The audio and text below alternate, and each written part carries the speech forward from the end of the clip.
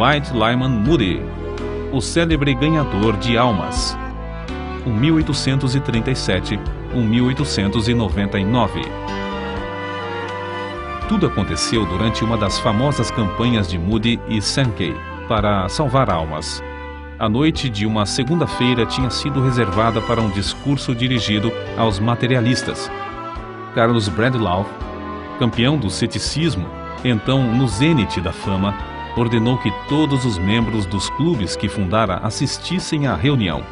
Assim, cerca de 5.000 homens, resolvidos a dominar o culto, entraram e ocuparam todos os bancos. Moody pregou sobre o texto: a rocha deles não é como a nossa rocha, sendo os nossos próprios inimigos os juízes. Deuteronômio, capítulo 32, versículo 31. Eis os detalhes desse interessante episódio, relatado em sua biografia. Com uma rajada de incidentes relevantes e comoventes de suas experiências com pessoas presas ao leito de morte, Moody deixou que os homens julgassem por si mesmos quem tinha melhor alicerce sobre o qual deviam basear sua fé e esperança. Sem querer, muitos dos assistentes tinham lágrimas nos olhos. A grande massa de homens, demonstrando o mais negro e determinado desafio a Deus estampado nos seus rostos, encarou o contínuo ataque de Moody aos pontos mais vulneráveis, isto é, o coração e o lar. Ao findar, Moody disse: levantemo-nos para cantar, ó vinde vós aflitos. E, enquanto o fazemos, os porteiros abram todas as portas para que possam sair todos os que quiserem. Depois, faremos o culto, como de costume, para aqueles que desejarem aceitar o Salvador. Uma das pessoas que assistiu a esse culto disse: eu esperava que todos saíssem imediatamente, deixando o prédio vazio. Mas grande massa de 5.000 homens se levantou, cantou e assentou-se de novo. Nenhum deles deixou seu assento. Moody então disse: quero explicar 4 palavras: recebei, crede, confiai, aceitai. Um grande sorriso passou de um a outro em todo aquele mar de rostos. Depois de falar um pouco sobre a palavra recebei, fez um apelo. Quem quer recebê-lo? É somente dizer: quero. Cerca de 50 dos que estavam em pé e encostados às paredes responderam: quero. Mas nenhum dos que estavam sentados. Um homem exclamou: eu não posso. Ao que Moody replicou: falou bem e com razão, amigo. Foi bom ter falado. Escute e depois poderá dizer: eu posso. Moody então explicou o sentido da palavra crer e fez o segundo apelo. Quem dirá: quero crer nele? De novo, alguns dos homens que estavam em pé responderam, aceitando, mas um dos dirigentes de um clube bradou: eu não quero. Moody, vencido pela ternura e compaixão, respondeu com voz quebrantada: todos os homens que estão aqui esta noite têm de dizer: eu quero ou eu não quero. Então, levou todos a considerarem a história do filho pródigo, dizendo: a batalha é sobre o querer, só sobre o querer. Quando o filho pródigo disse: levantar-me-ei, a luta havia sido ganha, porque alcançara o domínio sobre a sua própria vontade. É com referência a este ponto que depende tudo hoje. Senhores, tendes aí em vosso meio o vosso campeão, o amigo que disse: eu não quero. Desejo que todos aqui, que acreditam que esse campeão tem razão, levantem-se e sigam o seu exemplo, dizendo: eu não quero. Todos ficaram quietos. Houve grande silêncio até que, por fim, Moody interrompeu dizendo: graças a Deus, ninguém disse eu não quero. Agora quem dirá eu quero? Instantaneamente, parece que o Espírito Santo tomou conta do grande auditório de inimigos de Jesus Cristo, e cerca de 500 homens puseram-se de pé, as lágrimas rolando pelas faces e gritando: eu quero! Eu quero! Clamaram até que todo o ambiente se transformou. A batalha foi ganha. O culto terminou sem demora, para que se começasse a obra entre aqueles que estavam desejosos de salvação. Em 8 dias, cerca de 2.000 foram transferidos das fileiras do inimigo para o exército do Senhor. pela rendição da vontade. Os anos que se seguiram provaram a firmeza da obra, pois os clubes nunca se ergueram. Deus, na sua misericórdia e poder, os aniquilou por seu evangelho. Um total de 500.000 preciosas almas ganhas para Cristo é o cálculo da colheita que Deus fez por intermédio de seu humilde servo, Dwight Lyman Moody. R.A. Torrey, que o conheceu intimamente, considerava-o com razão o maior homem do século XIX, isto é, o homem mais usado por Deus para ganhar almas. Não é exagero dizer que, hoje em dia, muitas décadas depois de sua morte, os crentes se referem ao seu nome mais do que a qualquer outro nome depois dos tempos dos apóstolos. Que ninguém julgue, contudo, que Dwight Lyman Moody era grande em si mesmo ou que tinha oportunidades que os demais não têm. Seus antepassados eram apenas lavradores que viveram por 7 gerações, ou 200 anos, no Vale do Connecticut, nos Estados Unidos. Dwight nasceu a 5 de fevereiro de 1837, de pais pobres, o 6º entre 9 filhos. Quando era ainda pequeno, seu pai faleceu, e os credores tomaram conta do que ficou, deixando a família destituída de tudo, até da lenha para aquecer a casa em tempo de intenso frio. Não há história que comova e inspire tanto quanto a daqueles anos de luta da viúva, mãe de Dwight. Poucos meses depois da morte de seu marido, nasceram-lhe gêmeos, e o filho mais velho tinha apenas 12 anos. O conselho de todos os parentes foi que ela entregasse a prole para outros criarem.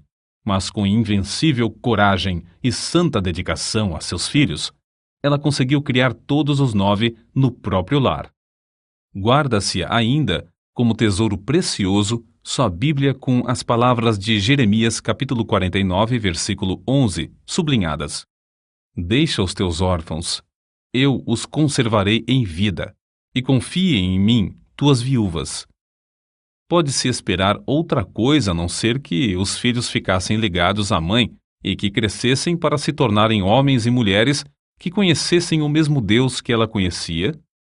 Assim se expressou Dwight, ao lado do ataúde de sua mãe, quando ela faleceu com a idade de 90 anos. Se posso conter-me, quero dizer algumas palavras. É grande honra ser filho de uma mãe como ela. Já viajei muito, mas nunca encontrei alguém como ela. Ligava a si seus filhos de tal maneira que representava um grande sacrifício para qualquer deles afastar-se do lar. Durante o primeiro ano, depois que meu pai faleceu, ela adormecia todas as noites chorando. Contudo, estava sempre alegre e animada na presença dos filhos. As saudades serviam para chegá-la mais perto de Deus. Muitas vezes eu me acordava e ela estava orando, às vezes chorando. Não posso expressar a metade do que desejo dizer. Aquele rosto, como é querido! Durante 50 anos não senti gozo maior do que o gozo de voltar a casa. Quando estava ainda a 75 quilômetros de distância, já me sentia tão inquieto e desejoso de chegar que me levantava do assento para passear pelo carro até o trem chegar à estação. Se chegava depois de anoitecer, sempre olhava para ver a luz na janela da minha mãe. Senti-me tão feliz esta vez por chegar a tempo de ela ainda me reconhecer. Perguntei-lhe: Mãe, me conhece? Ela respondeu: Ora, se eu te conheço. Aqui está sua Bíblia. Assim gasta, porque é a Bíblia do lar. Tudo o que ela tinha de bom veio deste livro. E foi dele que nos ensinou. Se minha mãe foi uma bênção para o mundo, é porque bebia desta fonte. A luz da viúva brilhou do outeiro durante 50 anos. Que Deus a abençoe, mãe. Ainda a amamos. Adeus, por um pouco, mãe.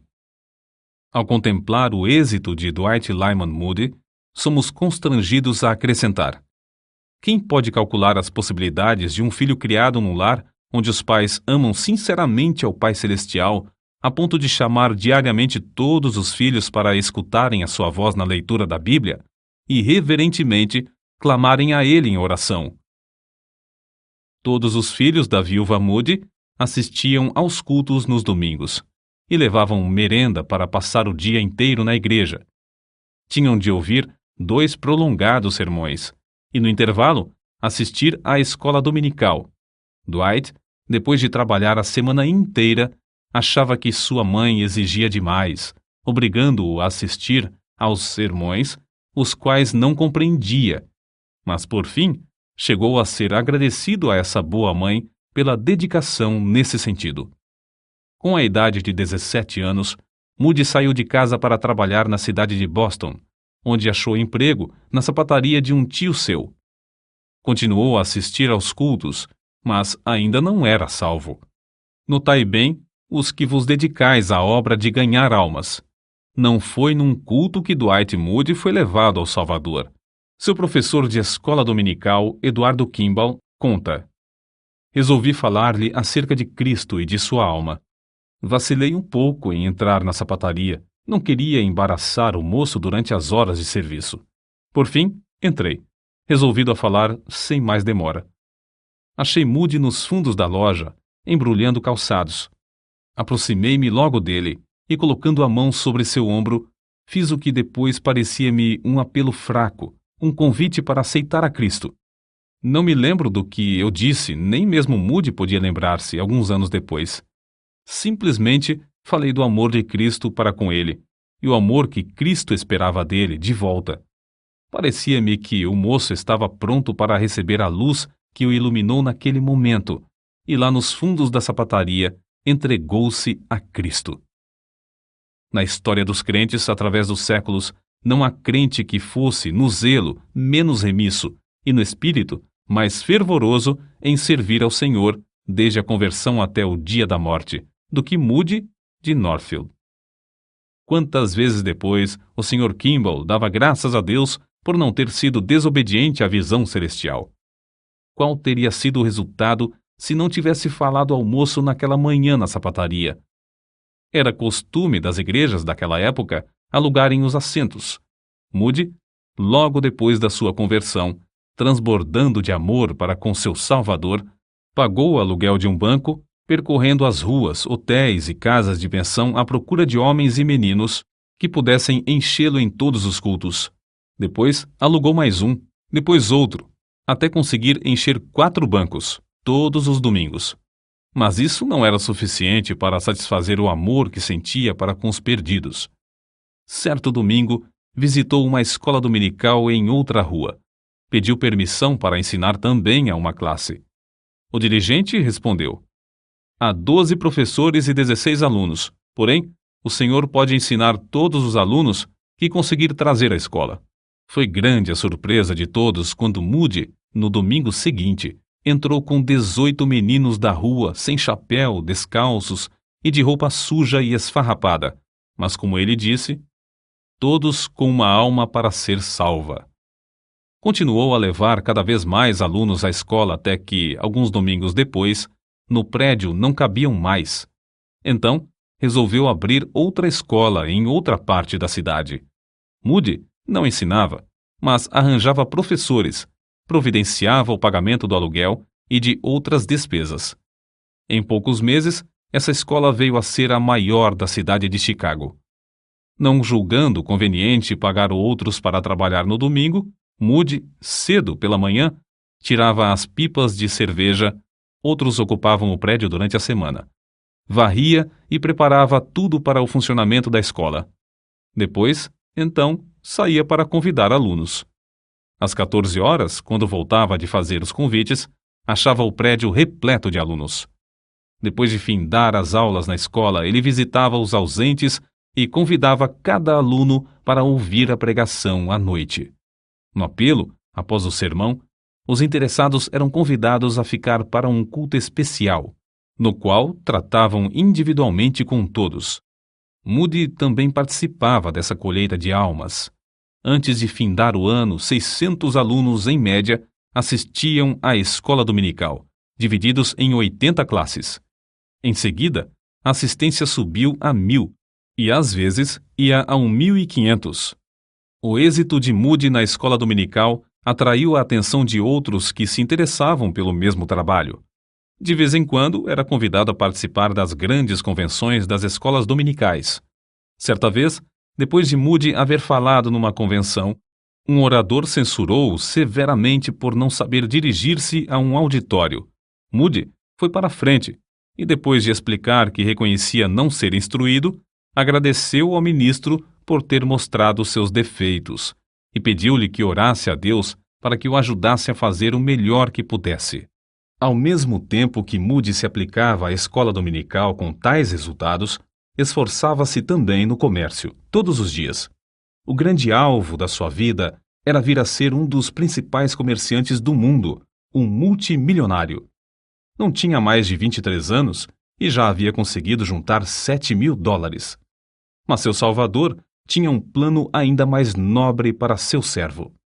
Certo dia, um dos professores da escola dominical entrou na sapataria onde Moody negociava. Informou de que estava tuberculoso e que, desenganado pelo médico, resolvera voltar para Nova York e aguardar a morte.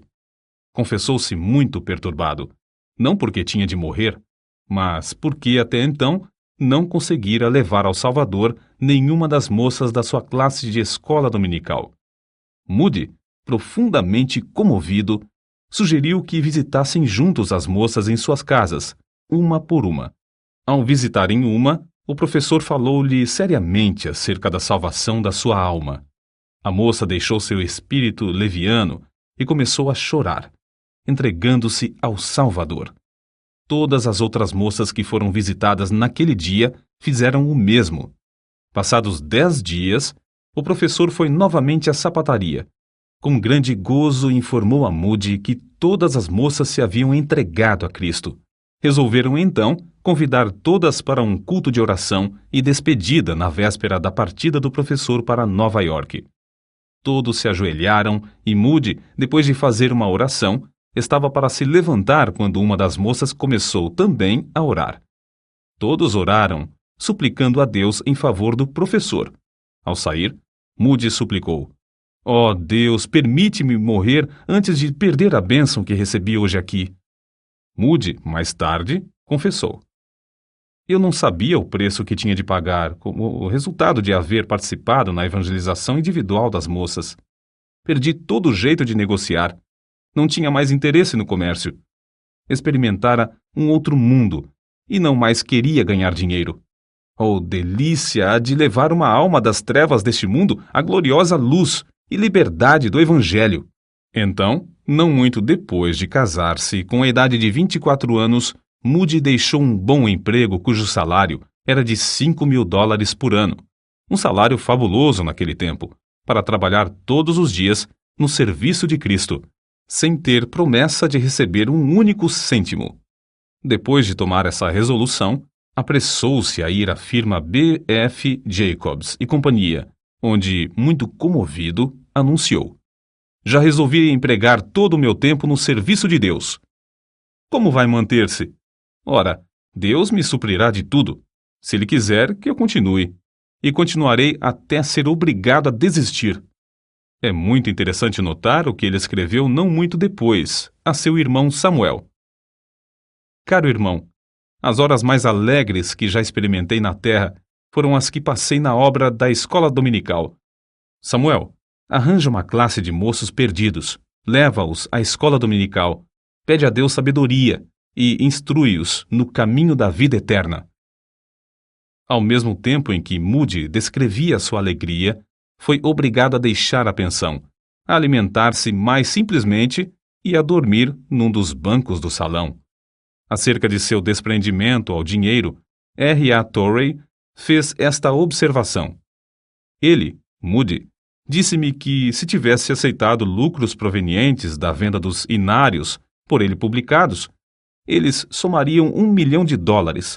Porém, Moody recusou-se a tocar naquele dinheiro, embora por direito fosse seu. Numa certa cidade visitada por Moody nos últimos dias de sua vida, estando eu em sua companhia, foi publicamente anunciado que ele não aceitaria qualquer recompensa por seus serviços. O fato era que ele quase não tinha outros meios de sustento, senão aquilo que recebia nas suas conferências. Não desejava métodos sensacionais, mas usou os mesmos métodos humildes até o fim da vida. Sermão dirigido direto aos ouvintes, Aplicação prática da mensagem do Evangelho à necessidade individual. Solos cantados sob a unção do Espírito. Apelo para que o perdido se entregasse imediatamente. Uma sala ao lado para onde levava os que se achavam em dificuldades em aceitar a Cristo. Estímulo a que os salvos trabalhassem entre os interessados e recém-convertidos. 1 hora de oração ao meio-dia, diariamente, e cultos que duravam dias inteiros. O próprio Moody afirmou: se estamos cheios do Espírito e de poder, um dia de serviço com poder vale mais do que 1 ano de serviço sem esse poder. Se estamos cheios do Espírito, ungidos, nossas palavras alcançarão os corações do povo. Na Inglaterra, as cidades de York, Sunderland, Bishop, Auckland, Carlisle e Newcastle foram vivificadas como nos dias de Whitefield e Wesley. Na Escócia, em Edimburgo, os cultos se realizaram no maior edifício e a cidade inteira ficou comovida. Em Glasgow, a obra começou com uma reunião de professores da escola dominical, a qual assistiram mais de 3.000 pessoas. O culto da noite foi anunciado para as 18h30, mas muito antes da hora marcada, o grande edifício ficou repleto, e a multidão que não pôde entrar foi levada para as 4 igrejas mais próximas. Essa série de cultos transformou radicalmente a vida diária do povo. Na última noite, Sankey cantou para 7.000 ouvintes que estavam dentro do edifício, e Moody, sem poder entrar no auditório, subiu numa carruagem e pregou para as 20.000 pessoas que se achavam congregadas do lado de fora. O coral cantou os hinos de cima de um galpão.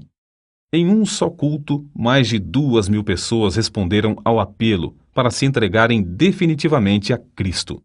Durante o verão, pregou em Aberdeen, Montrose, Brechin, Forfar, Huntly, Inverness, Arbroath, Farn, Nairn, Elgin, Ferris, Grantown, Keith, Rothesay e Campbellton.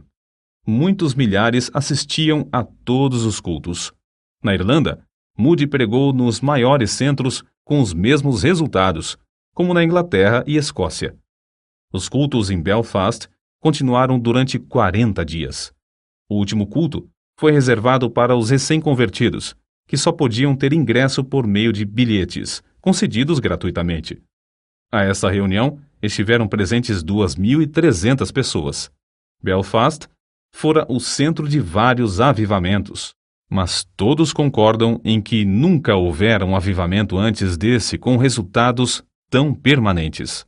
Depois da campanha na Irlanda, Moody e Sankey voltaram à Inglaterra e dirigiram cultos inesquecíveis em Sheffield, Manchester, Birmingham e Liverpool. Durante muitos meses, os maiores edifícios dessas cidades ficaram superlotados de multidões desejosas de ouvir a apresentação clara e ousada do Evangelho, por um homem livre de todo interesse e ostentação. O poder do Espírito manifestou-se em todos os cultos, produzindo resultados que permanecem até hoje. O itinerário de Moody e Sankey na Europa findou-se após 4 meses de cultos em Londres. Moody pregava alternadamente em 5 centros, e cada um deles foram realizados 60 cultos, com exceção de Victoria Hall, 45 cultos. Os números da assistência nos servem para compreender algo da grandeza dessa obra durante esse período. Agricultural Hall, 720.000 pessoas, Bow Road Hall, 600.000 presentes, Camberwell Hall, 480.000, Haymarket Opera House, 330.000 ouvintes, e Victoria Hall, 400.000. Vale acrescentar aqui o seguinte: as diferenças entre as denominações quase desapareceram. Pregadores de todas as igrejas cooperavam numa plataforma comum para a salvação dos perdidos. Abriram-se de novo as Bíblias e houve um grande interesse pelo estudo da Palavra de Deus. Quando Moody saiu dos Estados Unidos em 1873, era conhecido apenas em alguns estados, e tinha fama apenas como obreiro da escola dominical e da Associação Cristã de Moços. Mas quando voltou da campanha da Inglaterra em 1875, já era conhecido como o mais famoso pregador do mundo. Contudo, continuou o mesmo humilde servo de Deus. Foi assim que uma pessoa que o conhecia intimamente descreveu sua personalidade. Creio que era a pessoa mais humilde que jamais conheci. Ele não fingia humildade. No íntimo do seu coração, rebaixava-se a si mesmo e superestimava os outros. Ele engrandecia outros homens e, sempre que possível, arranjava para que eles pregassem. Fazia tudo para não aparecer. Ao chegar novamente aos Estados Unidos, Moody recebeu convites para pregar, vindos de todas as partes do país. Sua primeira campanha, em Brooklyn, foi um modelo para todas as outras. As denominações cooperavam. Alugaram um prédio que comportava 3.000 pessoas. O resultado foi uma grande e permanente obra. Durante um período de 20 anos, ele dirigiu campanhas com grandes resultados nas maiores cidades dos Estados Unidos, Canadá e México. Em diversos lugares, as campanhas duraram até 6 meses. Em todos os lugares, Moody proclamava clara e praticamente a mensagem do Evangelho. Em suas campanhas, havia ocasiões que eram realmente dramáticas. Em Chicago, o circo Fort Paul, com uma tenda de lona que abrigava 10.000 pessoas sentadas e outras 10.000 em pé, anunciou espetáculos para 2 domingos. Moody alugou a tenda para realizar cultos pela manhã. Os donos achando muita graça em tal tentativa. Mas no primeiro culto a tenda ficou repleta. Foram tão poucos os que assistiram aos shows do circo à tarde que os donos resolveram não fazer sessão no segundo domingo. Entretanto, o culto evangelístico realizou-se sob a lona no segundo domingo. O calor era tanto que dava a impressão de matar a todos.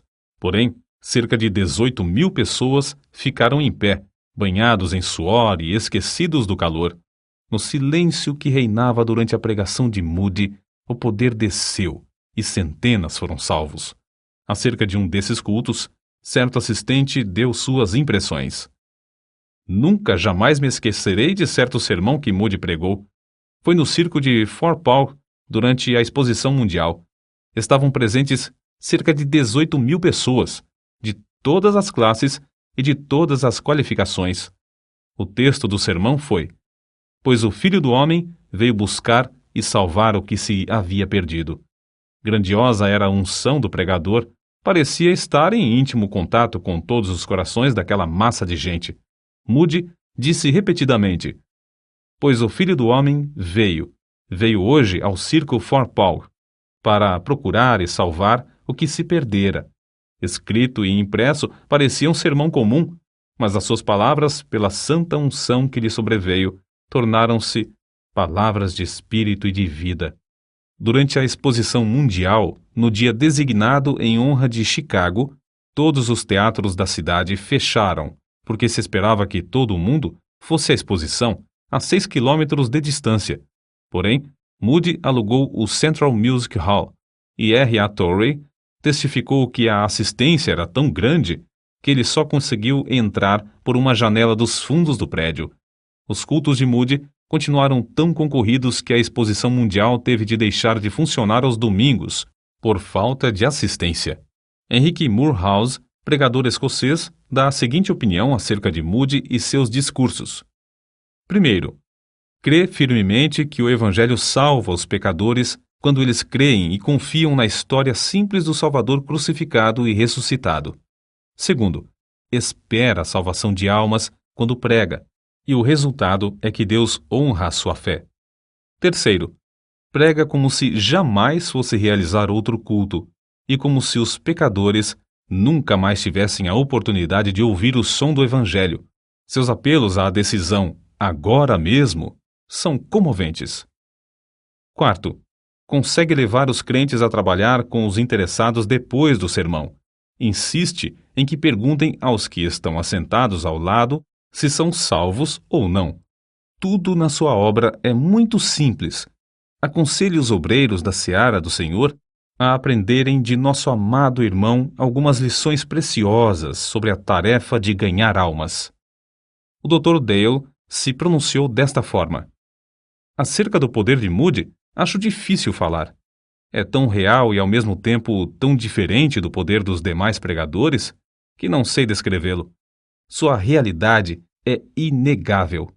Um homem que pode cativar o interesse de um auditório de 3 a 6 mil pessoas por meia hora, de manhã, por 40 minutos, de novo ao meio-dia, e de um terceiro auditório de 13 mil a 15 mil, durante 40 minutos à noite, deve ter um poder extraordinário. Acerca desse poder maravilhoso, Torrey também testificou. Várias vezes tenho ouvido diversas pessoas dizerem que viajaram grandes distâncias para ver e ouvir Dwight Lyman Moody, e que ele, de fato, é um maravilhoso pregador. Sim, ele era, em verdade, um maravilhoso pregador. Considerando tudo, o mais maravilhoso que eu jamais ouvi. Era grande o privilégio de ouvi-lo pregar, como só ele sabia pregar. Contudo, conhecendo-o intimamente, quero testificar que Moody era maior como intercessor do que como pregador. Enfrentando obstáculos aparentemente invencíveis, ele sabia vencer todas as dificuldades. Sabia e cria no mais profundo de sua alma que não havia nada demasiadamente difícil para Deus fazer e que a oração podia conseguir tudo o que Deus pudesse realizar. Grifo do autor. Certo dia, na sua grande campanha em Londres, Moody estava pregando num teatro repleto de pessoas da alta sociedade, e entre elas havia um membro da família real. Moody levantou-se e leu Lucas capítulo 4, versículo 27. E havia muitos leprosos em Israel no tempo do profeta Eliseu. Ao chegar a palavra Eliseu, ele não a podia pronunciar, e começou a gaguejar e balbuciar. Começou a ler o versículo de novo, mas de novo não podia passar adiante. Experimentou a terceira vez, e falhou pela terceira vez.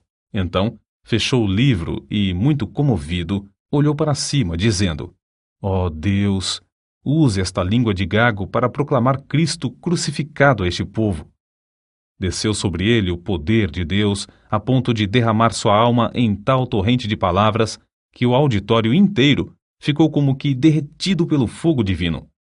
Foi durante essa segunda visita às Ilhas Britânicas que realizou a sua obra entre os homens das célebres universidades Oxford e Cambridge. É uma história muitas vezes repetida de como ele, sem instrução, mas com a graça de Deus e diplomacia, venceu a censura e fez entre os intelectuais o que alguns consideram a maior obra da sua vida. Apesar de Moody não ter instrução acadêmica, reconhecia o grande valor da educação e sempre aconselhava a mocidade a se preparar para manejar bem a palavra de Deus. Reconhecia a grande vantagem da instrução também para os que pregam no poder do Espírito Santo. Existem ainda hoje 3 grandes monumentos às suas convicções nesse ponto. As 3 escolas que ele fundou: o Instituto Bíblico em Chicago, com 38 prédios e 16 mil alunos matriculados nas aulas diurnas, noturnas e em cursos por correspondência; o Northfield Seminary, com 490 alunos, e a Escola Bíblica Monte Hermon, com 500 alunos. Entretanto, ninguém se engane, como alguns desses alunos e como diversos crentes entre nós, pensando que o grande poder de Moody era mais intelectual do que espiritual. Sobre esse ponto, ele mesmo falava com ênfase. Para maior clareza, citamos o seguinte trecho de seus Short Talks. Não conheço coisa mais importante que a América precise do que de homens e mulheres inflamados com o fogo do céu. Nunca encontrei um homem ou uma mulher inflamados com o Espírito de Deus que fracassassem. Creio que isso seja mesmo impossível. Tais pessoas nunca se sentem desanimadas. Avançam mais e se animam mais e mais. Amados, se não tendes essa iluminação, resolvei adquiri-la e orai: ó Deus, ilumina-me com o teu Espírito Santo. Nos registros de R.A. Torrey, podemos ver nitidamente como era o espírito dessas escolas que fundou. Moody costumava escrever-me antes de iniciar uma nova campanha, dizendo: pretendo dar início ao trabalho no lugar tal e em tal dia. Peço-lhe que convoque os estudantes para um dia de jejum e oração. Eu lia essas cartas aos estudantes e lhes dizia: Moody deseja que tenhamos um dia de jejum e oração para pedir, primeiramente, as bênçãos divinas sobre nossas próprias almas e nosso trabalho. Muitas vezes, ficávamos ali, na sala de aula, até alta noite, ou mesmo até a madrugada, clamando a Deus, porque Moody nos exortava a esperar até que recebêssemos a bênção. Quantos homens e mulheres não tenho eu conhecido, cujas vidas e caráter foram transformados por aquelas noites de oração?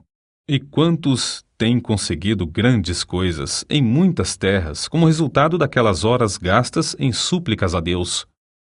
Até o dia da minha morte, não poderei esquecer-me de 8 de julho de 1894. Era o último dia da Assembleia dos Estudantes de Northfield. Às 15 horas, reunimos-nos em frente à casa da progenitora de Moody. Havia 456 pessoas em nossa companhia. Depois de andarmos alguns minutos, Moody achou que podíamos parar. Nós nos sentamos nos troncos de árvores caídas, em pedras ou no chão. Moody, então, franqueou a palavra, dando licença para qualquer estudante expressar-se. Uns 75 deles, um após outro, levantaram-se dizendo: Eu não pude esperar até às 15 horas, mas tenho estado sozinho com Deus desde o culto de manhã e creio que posso dizer que recebi o batismo com o Espírito Santo. Ouvindo o testemunho desses jovens, Moody sugeriu o seguinte: Moços, por que não podemos nos ajoelhar aqui, agora, e pedir que Deus manifeste em nós o poder do Espírito de um modo especial, como fez aos apóstolos no dia de Pentecostes? E ali, na montanha, oramos. Na subida, tínhamos notado como se iam acumulando nuvens pesadas. No momento em que começamos a orar, principiou a chuva a cair sobre os grandes pinheiros e sobre nós.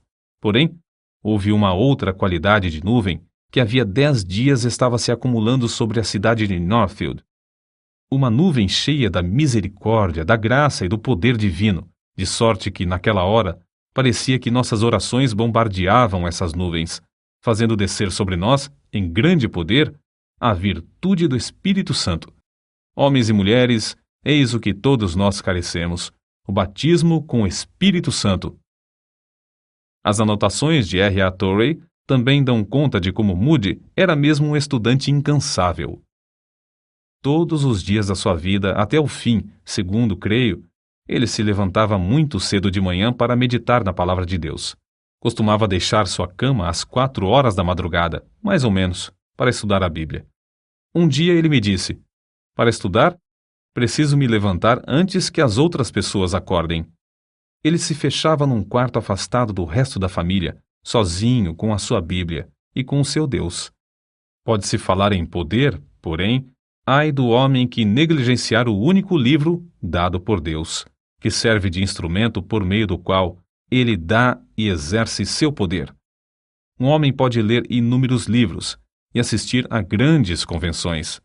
Pode promover reuniões de oração que duram noites inteiras, suplicando o poder do Espírito Santo, mas se tal homem não permanecer em contato íntimo e constante com um único livro, a Bíblia, não lhe será concedido o poder. Se já tem alguma força, não conseguirá mantê-la, senão pelo estudo diário, sério e intenso desse livro. Tudo no mundo tem de findar. Chegou o tempo também para Dwight Lyman Moody findar o seu ministério aqui na Terra. Em 16 de novembro de 1899, no meio de sua campanha em Kansas City, com auditórios de 15.000 pessoas, pregou seu último sermão. É provável que soubesse que seria o último. Certo é que seu apelo era ungido com poder vindo do alto, e centenas de almas foram ganhas para Cristo. Para a nação, a sexta-feira, 22 de dezembro de 1899, foi o dia mais curto do ano, mas para Dwight Lyman Moody foi o dia que clareou, foi o começo do dia que nunca findará. Às 6 horas da manhã, dormiu um ligeiro sono.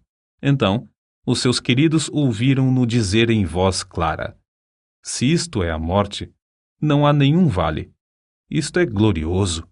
Entrei pelas portas e vi as crianças, 2 de seus netos já falecidos.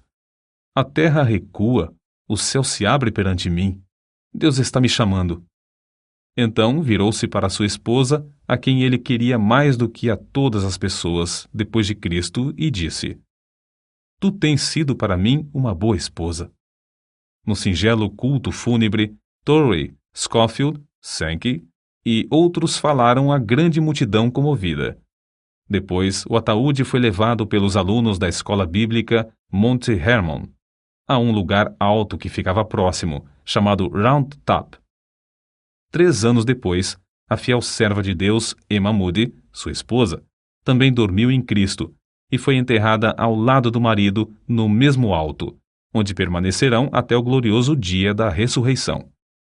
Contemplemos de novo, por um momento, a vida extraordinária desse grande ganhador de almas. Quando o jovem Moody chorava sob o poder do alto na pregação do jovem Spurgeon, foi inspirado a exclamar: se Deus pode usar Spurgeon, ele me pode usar também. A biografia de Moody é a história de como ele vivia completamente submisso a Deus. Para esse fim, R.A. Torrey disse: o primeiro fator por cujo motivo Moody foi instrumento tão útil nas mãos de Deus é que ele era um homem inteiramente submisso à vontade divina. Cada grama daquele corpo de 127 quilos pertencia ao Senhor. Tudo o que ele era e tudo o que tinha pertencia inteiramente a Deus. Se nós, tu e eu, ouvinte, queremos ser usados por Deus, temos de nos submeter a Ele absolutamente e sem reservas. Ouvinte, resolve agora, com a mesma determinação e pelo auxílio divino. Se Deus podia usar Dwight Lyman Moody, Ele me pode usar também. Que assim seja. Amém.